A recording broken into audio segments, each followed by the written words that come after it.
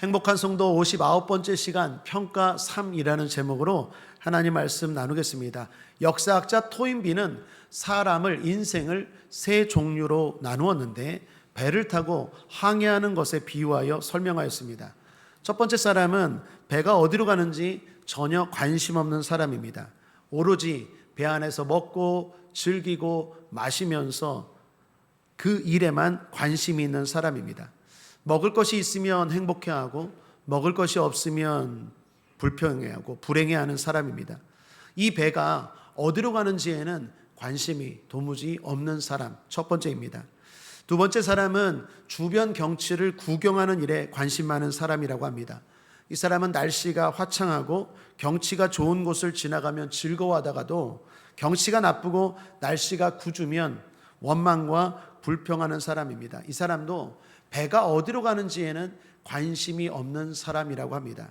자, 마지막 세 번째 사람은 목적지에 관심이 있는 사람입니다. 물론 이 사람도 배 안에서 기뻐하고 즐거워하고 누릴 줄 압니다. 뿐만 아니라 주변 경치도 구경하면서 즐깁니다. 그러나 이 사람에게 무엇보다 중요한 건 이 배가 도대체 어디로 가는가? 이 배가 나를 태우고 어디로 가는가?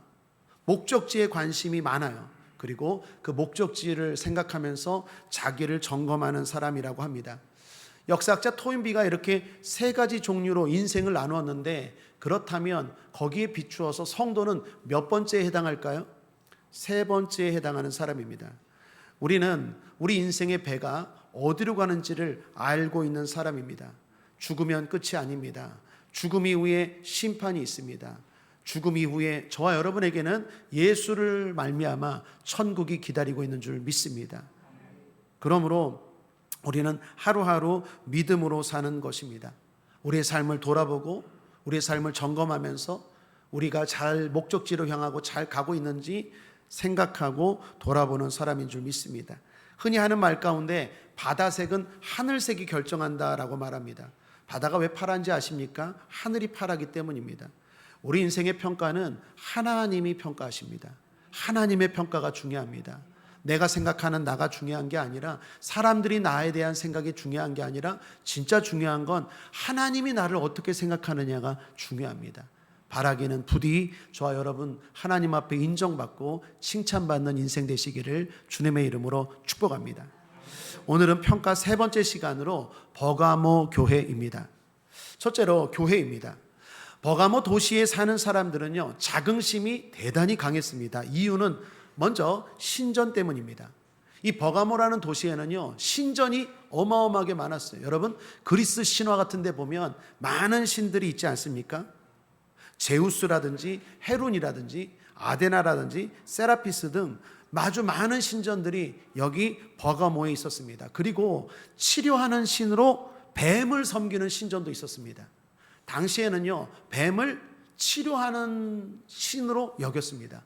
여러분, 의학의 아버지라고 하면 히포크라테스를 말하죠. 그 히포크라테스도 여기 버가모에서 일했다라는 기록이 있습니다. 혹시 보셨습니까? 가끔 의사나 아니면 병원에 뱀 두 마리가 기둥을 이렇게 서로 꽈면서 이렇게 올라가는 마크, 그런 마크가 병원이나 의사분들의 가운에 이렇게 있는 모습들 보셨을지 모르겠습니다. 그게 바로 여기 버가모라는 도시에서 유래된 것입니다. 그래서 당시에는 뱀이 질병을 치료하는 신이다라고 여기고 그리고 섬겼습니다. 그런 신전들이 이 버가모에는 많았습니다. 거기에 더불어 황제 신전도 많았습니다. 여러분, 지난 시간에 우리 서머나 교회 살펴봤죠. 서머나라는 도시에서 황제 숭배가 시작되었다면 이 버가모는 꽃을 피웠습니다. 그래서 생각해 보십시오. 온갖 신전들이 많아요. 거기에 황제를 숭배하는 신전까지 많아요. 그래서 여기 버가모에 사는 사람들은 자부심, 자긍심이 강했어요. 왜요? 신들이 우리와 함께한다. 신들이 우리를 지켜준다. 두 번째, 이 버가모 도시 사람들이 자긍심이 강한 두 번째 이유는요, 버가모가 소아시아의 중심 도시입니다. 그러다 보니까 사람들도 많고 돈도 많았습니다. 지식인도 많고 군인들도 많고 그리고 경제적으로도 부유했던 곳이 버가모 도시입니다. 뿐만 아니라 당시 로마의 지배를 받았는데 로마가 각 도시마다 총독을 세웠는데 이 버가모는요 자치 도시였어요. 스스로 로마의 직접적인 큰 지배를 받지 않고 자기 스스로 운영되는 도시가 버가모였습니다. 그러니 생각해 보십시오. 버가모에 사는 사람들은 수도인데다가 돈도 많고 사람도 많고 우리는 우리 힘으로 살아가는 도시다. 그래서 사람들이 자긍심이 강했습니다. 마지막 세 번째는요, 지식과 문화가 꽃핀 도시가 버가모입니다. 버가모 하면 잊지 마십시오. 도서관으로 유명합니다. 세계에서 가장 큰 도서관이 버가모에 있었는데 무려 책들이 20만 권입니다. 여러분 20만 권의 소장한 도서관이 있다는 것, 이건 대단한 겁니다. 당시에 복사기가 있었을까요? 없어요. 인쇄술이 있었을까요? 없을 때입니다. 그러니까 책들을요 다 이렇게 일일이 옮겨 쓰고 베껴 쓴 거예요. 그런 책들이 20만 권입니다. 더 놀라운 건요, 당시의 종이는 파피루스인데 파피루스를 버가모에 수출을 금지할 때가 있었어요. 다른 도시들이. 왜? 경쟁 때문에.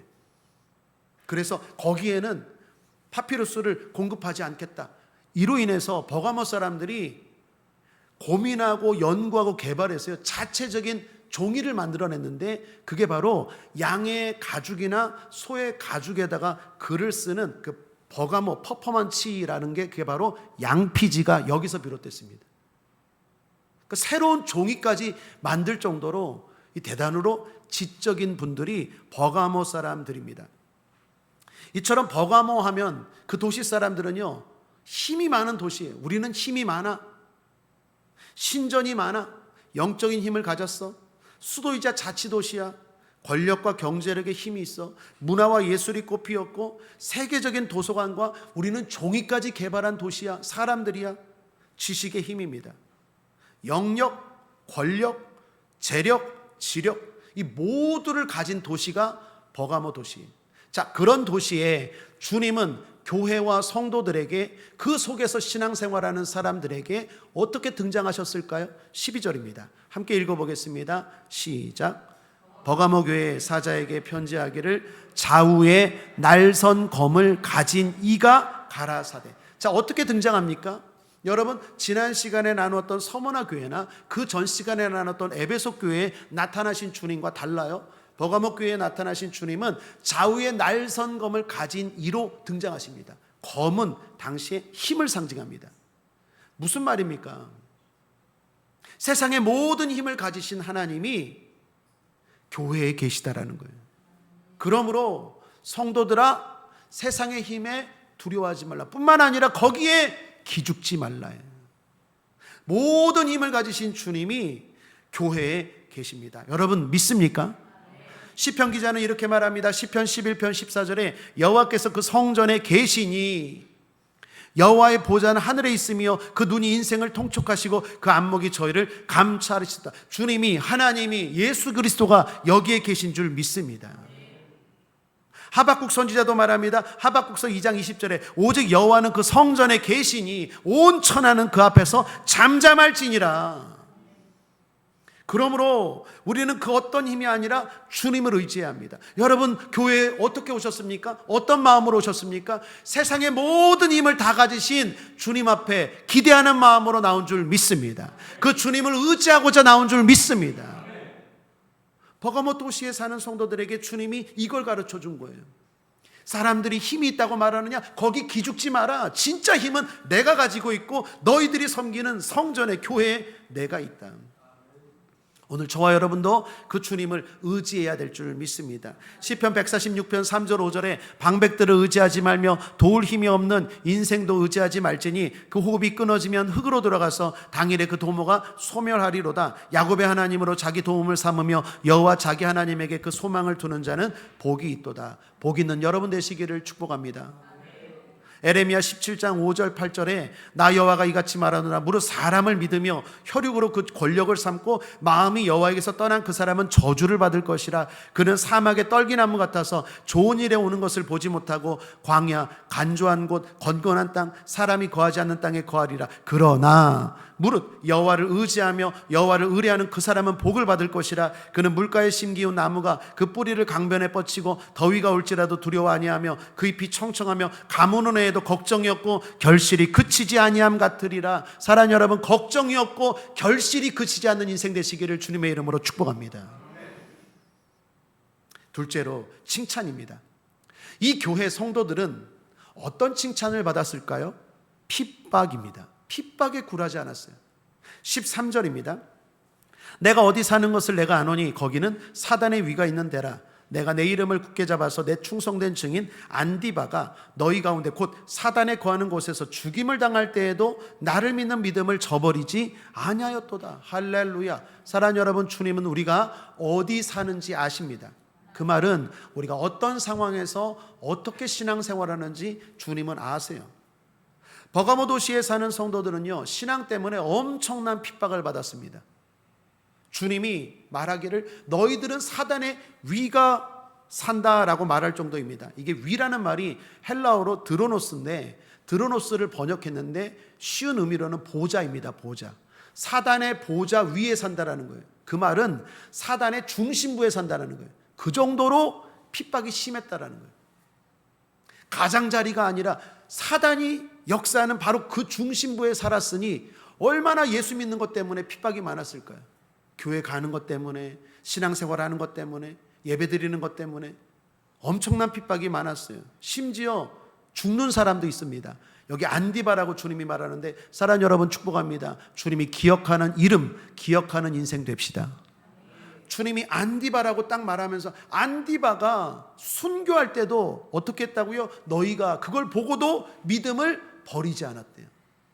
함께 신앙생활하던 한 사람이 예수 믿는 것 때문에 죽었다니까요. 내 눈앞에서 죽었는데 그걸 보고도 믿음을 버리지 않았대요. 대단한 사람들입니다. 엄청난 핍박 앞에서도 신앙을 지킨 사람들이 버가모 성도들이었어요. 할렐루야.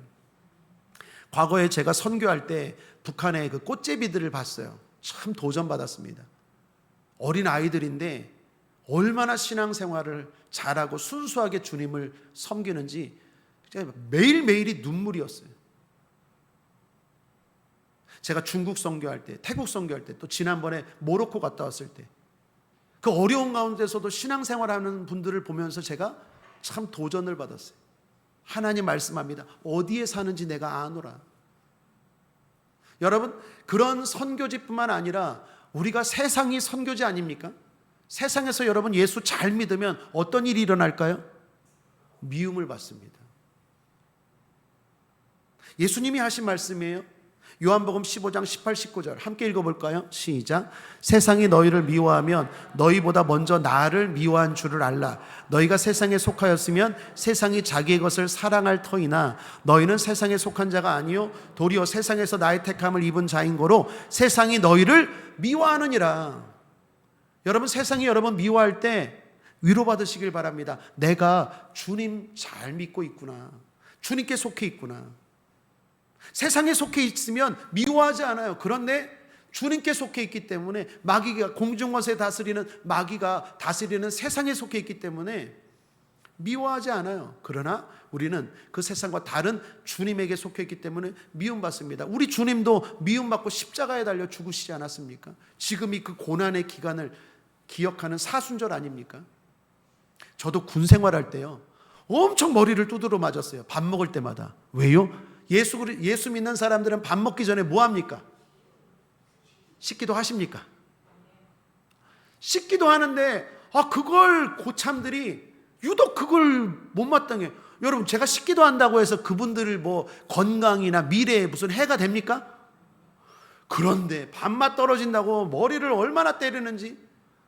근데 저는 또 신앙이 있습니까 없습니까? 때리면 때려라 맞고 막 이게 머리를 엄청 많이 맞았어요. 이놈은 재수없게 밥상 앞에 놓고 기도한다고. 여러분, 우리가 예수 그리스도를 믿으면 이유 없이 핍박하는 일들이 많아요. 그럴 때마다 기억하십시오. 그건 주님이 칭찬하시는 이유이기도 합니다. 위로받으시길 바랍니다. 싸우지 말고 주님의 상이 있구나, 주님의 칭찬이 있구나라고 생각하고 위로받으시길 바랍니다. 그리고 승리하십시오.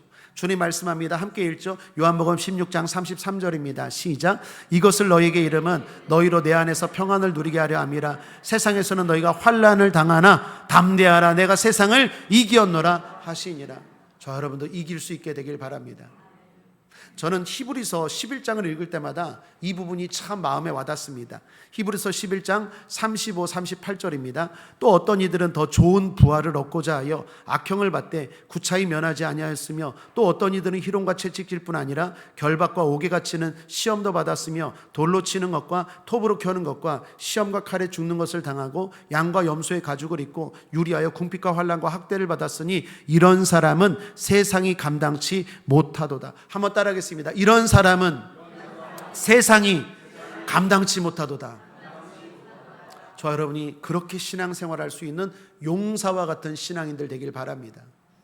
세상이 감당치 못하도다. 더 좋은 부활입니다.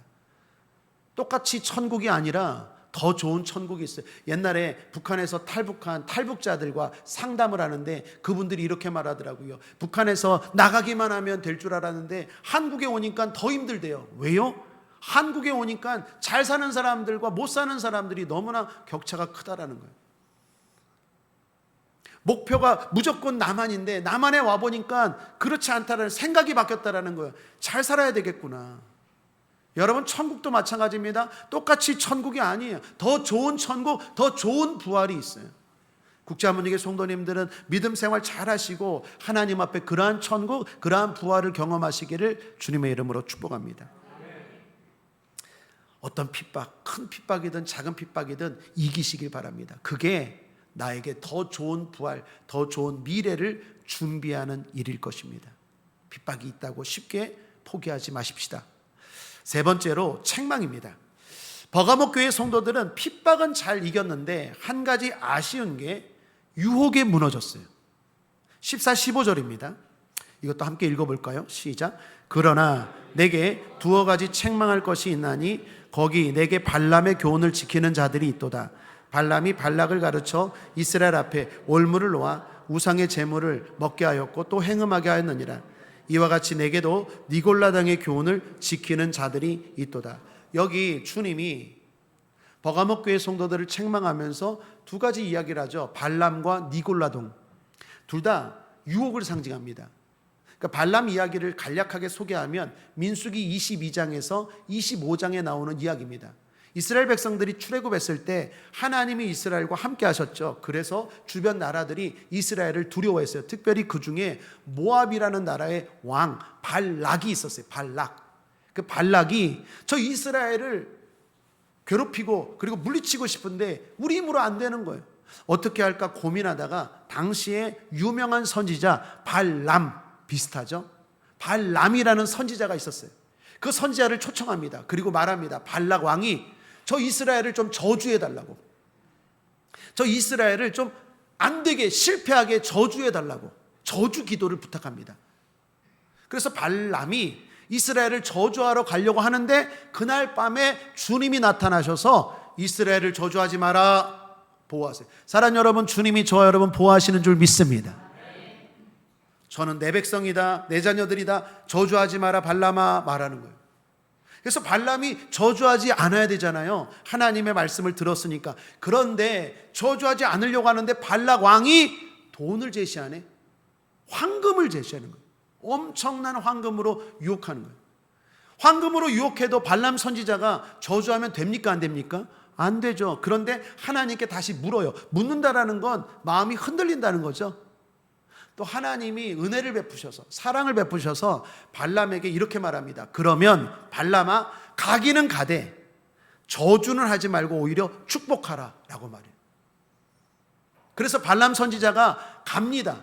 황금을 받고 가요. 그런데 저주를 해야 황금을 받잖아요. 그런데 하나님은 저주하지 말라고 했으니까. 그래서 발람이 꾀를 하나 내서 발락 왕에게 가르쳐 줍니다. 왕이시여, 내가 직접적으로 저주는 못하고 저들 스스로 망할 수 있도록 한 가지 묘수를 가르쳐 드리겠습니다. 하나님 앞에 벌을 받는 어떤 거냐면요, 잔치를 벌이세요. 그리고 지도자들을 초청해서 술을 거나게 먹은 다음에 모압의 여인들 있죠, 그 여인들을 다 들어가게 해서 음행을 저지르게 하세요. 근데 이 꾀가 적중을 해요. 그래서 발람의 꾀로 말미암아 이스라엘의 수많은 사람들이 하나님의 저주와 심판을 받아 연병에 걸리게 됩니다. 그게 민수기 22장부터 나오는 발람의 꾀예요. 여러분, 지금 그걸 요한계시록에서 버가모 교회 성도들에게 이렇게 말합니다. 하나님이. 그 말은 무슨 말일까요? 버가모 교회 성도들이요, 외적으로 그런 핍박이나 이런 것들은 잘 이기는데 은밀하게 다가오는 유혹에는 유독 약했다라는 거예요. 흔들렸다라는 거예요. 사랑하는 여러분, 핍박도 이기시고 유혹도 물리치시기를 주님의 이름으로 축복합니다. 여러분, 다윗도 보십시오. 다윗이 골리앗도 이깁니다. 사울 왕의 핍박도 이깁니다. 오히려 광야에서 그 핍박 가운데서도 시편을 기록하고 하나님을 찬양하고 순수한 신앙을 지킵니다. 그런데 다윗이 언제 무너집니까? 밧세바라는 여인을 통하여 은밀하게 다가오는 사탄의 유혹에 무너지죠. 교회가 힘을 잃을 때, 교회가 타락할 때는요, 핍박이 많을 때가 아니라 중세시대나 이럴 때 보십시오. 부유할 때, 풍족할 때, 교회가 정치와 함께 힘이 생길 때, 그때 타락했어요. 사랑하는 여러분, 우리는 핍박도 이겨야 되지만 유혹도 물리쳐야 될 줄 믿습니다. 제가 아는 선교사님이 중동에 내전이 있을 때 그 이라크, 이란 이런 데서 선교를 은밀히 하던 분이 한국에 잠깐 피신했었어요. 왜? 중동 내전이 심각할 때 거기에 사는 현지인들이나 선교사님들 다 잠깐 인접 국가로 피신해 있을 때가 있었거든요. 그래서 거기에 계시서 선교하는 선교사님이 한국에 들어왔는데 어느 날 그 선교사님이 저에게 핸드폰을 이렇게 보여주면서 문자가 왔다라는 거예요. 중동에서 문자가 온 걸 저한테 보여주는데 거기 내용이 이래요. 그 위험한 한국에서 속히 돌아오세요. 그걸 보여주는 거예요. 그러면서 이 선교사님이 뭐라고 하시는 줄 아십니까? 나는 핍박이 많은 중동보다 유혹이 많은 한국이 더 무서워. 여러분, 이거 이해되십니까? 지금 대한민국 얼마나 유혹이 많습니까? 하나님 말씀대로 살고자 할 때 얼마나 유혹이 많습니까? 다시 축복합니다. 우리는 핍박도 이기고 유혹도 물리칩시다. 버가모 교회 성도들은요, 외적으로는 죽으면 죽으리라 강했는데 은밀하게 다가오는 그러한 유혹에 흔들리고 무너졌다라는 것입니다. 데살로니가전서 5장 22절에 악은 모든 모양이라도 버리라라고 말합니다. 처음부터 큰 죄를 짓는 사람 없어요. 악인의 꾀가 죄인의 길이 되고 죄인의 길이 오만한 자의 자리가 돼요. 꾀가 길이 되고 길이 자리가 됩니다. 그래서 작은 악, 작은 죄를 경계하고 특별히 유혹 가운데 조심해야 됩니다. 사랑하는 여러분, 제가 늘 여러분들 위해서 기도합니다. 평안하고 행복하고 부유하시길 바랍니다. 그러나 그럴수록 긴장합시다. 그럴수록 긴장하셔야 돼요. 사업이 잘 되십니까? 하는 일들이 잘 되십니까? 아무런 문제가 없습니까? 긴장하십시오. 마지막 넷째로, 그렇다면 핍박을 이기고 유혹을 물리치기 위해서 어떻게 해야 될까요? 세 가지를 좀 권면합니다. 오늘 본문 말씀을 가지고 첫 번째, 따라하겠습니다. 됐다는 생각, 안주를 주의하자. 안주가 뭡니까? 술안주 말고 머무는 거죠. 게으른 거죠. 나태한 거죠. 이게 됐다라는 생각이죠. 여러분, 주님도 그런 적 선줄로 생각하거든 넘어질까 조심하라 그러잖아요. 여기 버가모 교회 성도들이 왜 유혹에 유독 약했을까요? 그 엄청난 핍박을 이겼기 때문에 오히려 역설적으로 됐다. 난 괜찮아. 난 이것도 이긴 사람이야. 여러분, 제가 신학교 다닐 때 우리 신대원 동기들과 그런 말 했어요. 제일 신앙에서 위험할 때가 언제인 줄 아세요? 40일 금식기도 끝났을 때. 그때가 제일 위험할 때. 나는 40일 금식기도 한 사람이야. 그때가 제일 위험할 때. 난 작정 예배 끝냈을 때. 성경 공부 끝냈을 때, 성경 통독 끝냈을 때, 그때가 가장 위험할 때, 나는 이걸 이긴 사람이야. 그때가 유혹이 가장 강할 때 됐다는 생각 버릴 수 있게 되길 바랍니다. 안주하지 맙시다. 그러나 이거 중요한데 한번 따라하겠습니다. 여유는 가지되 안주하지 맙시다. 여러분, 여유와 안주는 뭐가 다를까요? 겉으로 볼 땐 똑같지만 목적이 있느냐 없느냐에 따라 다릅니다.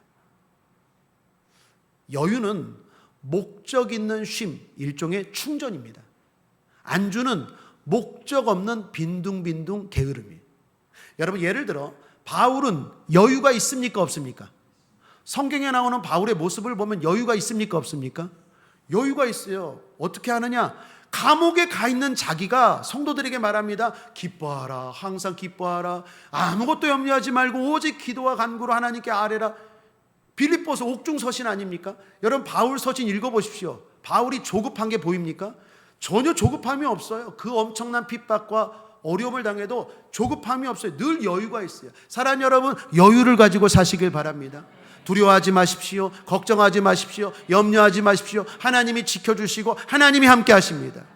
너무 정신없이 바쁘게 여유 없이 살지 말길 바랍니다. 하나님은 그렇게 살길 원하지 않으세요. 그런데 바울은 여유가 있대 안주는 하지 않았어요. 빌립보서 3장 12절 읽어봅시다. 함께 읽죠. 시작. 내가 이미 얻었다함도 아니요 온전히 이루었다함도 아니라 오직 내가 그리스도 예수께 잡힌 바 된 그것을 잡으려고 쫓아가노라. 한번 따라하겠습니다. 내 인생의 목표는 천국입니다. 예수입니다. 이 목표가 확실해야 돼요. 그것이 있었어요. 바울은 그것이 확실했기 때문에 바울은 안주가 아니라 여유가 있었던 거예요. 여러분에게도 저 천국이라는 분명한 목표가 있게 되길 바랍니다. 예수라는 분명한 목표를 가지고 사업하시고 직장 다니시고 공부하시고 살아가시길 바랍니다. 그러면 여유가 있을 거예요. 하나님이 도와주면서 잘 될 거예요. 여유가 있으면서 행복할 거예요. 저는 우리 국제하모니계 성도들 모두가 그렇게 인생을 살게 되길 바랍니다. 그러기 위해서는 분명한 목표가 있어야 돼요. 크리스찬 기업가들 가운데 목표가 확실한 분들이 얼마나 많습니까? 뭐 본죽이라든지 고려은단이라든지 신원 에베네슬이라든지 주식회사 신원이라든지 너무 멋진 기업들이, 또 예수 믿는 학자들 가운데도, 또 운동 선수들 가운데도, 그뿐만 아니라 일반 성도들 가운데도 여러분에게 예수라는 천국이라는 확실한 목표를 가지고 여유 있게 사시기를 주님의 이름으로 축복합니다. 두 번째는 작다는 생각 두어 가지를 조심합시다. 자, 오늘 성경에서 버가모 교회 성도를 주님이 책망하면서 이런 표현을 쓰십니다. 14절. 그러나 내게 두어 가지 책망할 것이 있나니, 두어 가지는 두세 가지라는 말이에요. 많다는 말입니까? 적다는 말입니까? 적다는 말이에요. 다 잘하는데 두세 가지가 좀 부족해 라는 얘기예요. 그러므로 이런 생각도 조심해야 됩니다. 많이 했으니까 이쯤은 괜찮겠지, 주님이 용서해 주시겠지, 이 생각 조심하셔야 돼요. 이렇게 큰 것을 이루었으니까 이 정도 한다고 뭔 일이 있겠어? 주님도 용서해 주시겠지, 이 생각 조심하셔야 돼요. 버가모 교회 성도들은요, 아마도 그런 생각이 있었나 봐요. 내가 이렇게 신앙생활하니까 한 이 두세 가지 정도는 주님이 용서해 주시겠지. 그런데 주님은 뭐라고 말합니까? 두어 가지 책망하세요. 찝어서. 여러분, 오해하지 마십시오. 예수를 믿고 천국 갑니다. 우리가 행위로 천국 가는 게 아니라 믿음으로 천국 갑니다. 이건 지금 천국에서 또한 이 땅에서 상과 복을 말하는 거예요. 그러기 위해서 주님이 온전하신 것처럼 저와 여러분도 온전할 수 있게 되길 바랍니다. 내 삶 가운데 부족한 것 있다면 더욱더 고쳐나가는 성화가 바람직한 신앙생활이고 주님이 기뻐하는 신앙생활인 줄 믿습니다. 우리 교회가 9주년 되었습니다. 9년 되었어요. 2016년에 창립했는데 이제 2025년 9년이 됐습니다. 9년이 되는 동안 많이 좋아졌습니다. 성도분들도 많이 좋아지고 여러 가지로 많이 좋아졌습니다. 주님이 책망할 것들이 한 10가지, 20가지 있었다면 이제 점점 줄어들고 있는 줄 믿습니다. 계속해서 9주년, 90주년, 900주년 하나님 앞에 더욱더 책망을 줄여나가는 저와 여러분 되길 바랍니다. 우리 옆 사람과 서로 한번 인사하겠습니다. 이렇게 인사하죠. 우리는 좋아지고 있습니다. 집사님은 많이 좋아졌습니다. 집사님 많이 좋아졌습니다 했는데 잠을 자고 계시네. 우리는 많이 좋아졌습니다. 자, 마지막 세 번째입니다. 유혹에 빠졌다면, 혹시라도 유혹에 빠졌다면 긴장과 소망을 가지고 속히 돌아옵시다. 자, 여러분 여기 중요한데, 유혹에 빠진 버가모 교회 성도들을 주님이 책망만 하시는 게 아니라 그 책망과 더불어 빨리 유혹에서 벗어나라 라고 말하면서 두 가지를 제시하세요. 흔히 말하는 채찍과 당근. 먼저 채찍을 제시합니다. 무서운 거죠. 16절을 보십시오. 함께 읽죠. 시작. 그러므로 회개하라. 그리하지 아니하면 내가 내게 속히 임하여 내 입의 검으로 그들과 싸우리라. 여러분, 하나님과 싸워 이길 수 있습니까? 하나님이 방해하고 막으시는데 그 일이 잘 될까요? 절대로 잘 될 수 없죠. 하나님이 지금 말씀하는 거예요. 회개하라. 유혹을 빨리 물리치고 돌이켜라. 그렇지 않으면 내가 너와 싸우겠다라는 거예요. 네가 하는 일에 쉽게 말해 초치겠다라는 거예요. 무서운 말씀이죠. 유혹에서 빨리 돌이키라는 채찍의 말씀입니다. 그런데 무서운 채찍만 말씀하는 게 아니라 당근도 제시합니다. 그게 17절이에요. 17절 함께 읽어보죠. 시작. 귀 있는 자는 성령이 교회들이 가시는 말씀을 들을지어다. 이기는 그에게는 내가 감추었던 만나를 주고 또 흰돌을 줄 터인데 그 돌 위에 새 이름을 기록한 것이 있나니 받는 자밖에는 그 이름을 알 사람이 없느니라. 한번 따라하겠습니다. 만나, 흰돌, 새 이름. 주님이 이기면, 내 말을 듣고 네 자신을 돌아보고 고칠 것 고치고 끊을 것 끊고 내가 책망하는 그거 돌이키면, 이기면 내가 세 가지를 약속하겠다. 첫 번째, 만나예요. 여러분, 만나는 뭘 상징할까요? 이스라엘 백성들이 출애굽에서 광야에서 아무것도 없을 때 하나님이 매일매일 내려주신 게 40년 동안 매일매일 먹여주시고 입혀주시고 보호하신 게 뭡니까? 만나예요. 그러므로 네가 유혹을 물리치고 지금 속히 돌이킨다면 내가 매일매일 공급해 주겠다는 거예요. 매일매일 돌봐주겠다는 거예요. 만납니다. 두 번째, 흰돌. 이건 좀 설명이 필요한데, 여러분 가끔 TV에서 보면 로마 시대 때 죄수들을 이렇게 경기장에다가 들여놓고 맹수와 막 싸우게 하죠. 그죠? 뭐 로마의 그 검투사라든지 로마의 사람들 막 관중들이 쫙 있고, 그리고 거기에 죄수들 막 풀어놓고 그 검투사하고 막 싸우게, 맹수와 막 싸우게 하잖아요. 그때 그 노예들, 죄수들이 그 맹수를 이기면 거기 있는 사람들이 흰돌을 줍니다. 흰돌을 던집니다. 흰돌은 자유를 상징해요. 그러므로 지금 흰돌이 뭐야? 우리는 지금 생소하겠지만 이 말씀을 듣는 사람들은 금방 이해했어요. 하나님이 자유를 주신대요. 사랑하는 여러분, 오늘날 우리도 마찬가지입니다. 자유하시길 바랍니다. 걱정과 염려와 질병과 재난의 두려움에서 벗어날지어다. 자녀와 가정의 미래에 대한 두려움에서 벗어날지어다. 하나님이 내가 돌이키고 이기면 자유를 주신대요. 두려움이 없는 삶이에요. 걱정이 없는 삶이에요. 더 나아가 새 이름입니다. 이건 완전히 신분이 바뀌는 거예요. 노예에서 벗어나는 게 아니라 완전히 로마 시민권자로 새롭게 인생을 살아가는 거예요. 여러분, 주님이 돌이키면 여러분과 저에게 완전히 다른 신분, 완전히 다른 삶을 열어주실 줄 믿습니다. 사업이 그렇게 될 것이고 직장이 그렇게 될 것이고 여러분의 인생이 그렇게 될 줄 믿습니다. 그게 새 이름이에요. 그러면서 주님이 당근을 제시하는 거예요. 이건 의미가 심장하다고 생각합니다. 왜요? 여러분, 우리가 유혹을 이길 때는요, 두 가지가 적절하게 번갈아 가면서 사용해야 돼요. 때로는 채찍도 필요해요. 두려워할 줄도 알아요. 때로는 당근도 필요해요. 여러분 스스로 하나님이 때로는 책망하고 무섭게 할 때 그걸 받아들일 수 있게 되길 바라고, 또한 소망을 주실 때 그 소망을 받아들이고 변화될 수 있기를 주님의 이름으로 축복합니다. 그래서 결론입니다. 저와 여러분은 하나님 앞에 칭찬받고 복받고 상받기를 주님의 이름으로 축원합니다. 금요철야 때 설교 제목이 무기력한 신앙의 원인이었어요. 무기력한 신앙의 원인. 여러분, 신앙은 힘이 있을까요, 없을까요? 있습니다. 기도는 힘이 있을까요, 없을까요? 아니, 오늘 예배, 여러분 지금 예배 드리러 왔는데 예배는 힘이 있을까요, 없을까요? 있어요. 세상의 모든 힘을 가지신 주님이 여기에 계십니다. 검을 가지신 주님이 여기 계세요. 저는 우리 국제하모니교회 성도들이 예배 드려서 뭐하나, 기도해서 뭐하나, 그런 생각 없게 되길 바랍니다. 분명히 하나님은 우리 신앙에 대해서 반응하시는 분이에요. 이기고 신앙생활 잘하면 복을 주고 상을 주십니다. 그렇지 않으면 때로는 책망도 하세요.